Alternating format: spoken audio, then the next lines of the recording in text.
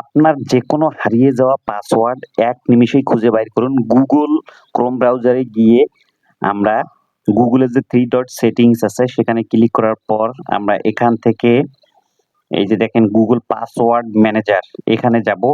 এখানে যাওয়ার পর এখানে ক্লিক করে দিয়ে আমরা নিচে দেখব আমি যতগুলা জিনিস ব্যবহার করেছি মোবাইলটিতে সবগুলো এখানে শো করবে এবং প্রত্যেকটারই পাসওয়ার্ড কিন্তু আমি এখান থেকে দেখতে পারবো। দেখেন বিকাশ, ব্র্যাক ব্যাংক, তারপরে এই যে BRTA government, cash in BD, chemist, cash BD, এই যে আমার যতগুলো আমি পাসওয়ার্ড গুগলে সেভ করে রেখেছি দেখেন এখানে কিন্তু সবগুলো শো করতেছে।